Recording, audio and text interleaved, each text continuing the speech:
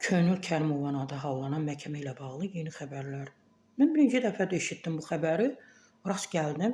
Həmən dedim, yox, tamaşaçı izləyicilərimə də çatdırmalıyam ki, nə olub Könül Kərimovaya. Bəli, Bakı Ağır Cinayətlər Məhkəməsində bir neçə vətəndaşa qarşı xüsusilə külli miqdarda dələduzluq etməkdə təqsirləndirilən Elçin Bağırov və Mübariz Məmmədovun cinayət işi üzrə məhkəmə prosesi keçirilib.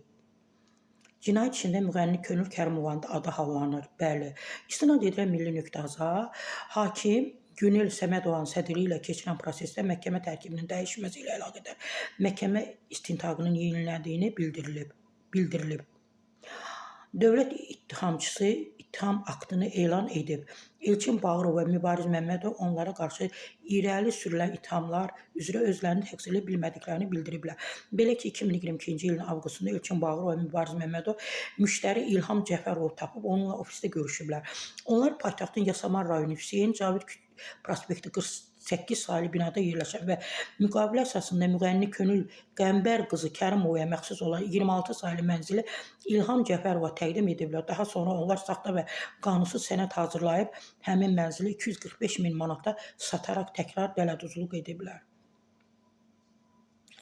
İnsanın mənzilini necə satmaq olar? Çox qəribədir bizdə insanlar. Niyə bunu edirsiniz? Təqsirlənən şəxslər məhkəməyə bir neçə vəsait təqdim ediblər. Məhkəmə tərkibi qısa müşavirədən sonra həmin vəsaitlərin sənədlərin tədqiqi mərhələsində müzakirə olacağını açıqlayıb. Növbəti məhkəmə prosesi sentyabrın 16-sı saat 10:45-ə təyin edilib. Bəli, deyək ki, istintaq materiallarına əsasən Elçin Bağırov, Mübariz Məmmədov vətəndaşların etibarından sui-istifadə etməklə və aldatma yolu ilə özgə əmlakını ələ keçirməkdə, həmçinin rəsmi sənədləri istifadə etmək məqsədilə təkrar saxtalaşdırmaqda itham olunurlar. Çox qəribədir ki, bunlar dələduzda edirlər. Bəs bu sənədi hazırlayan adamlar var, şəxslər var, vətəndaşlar.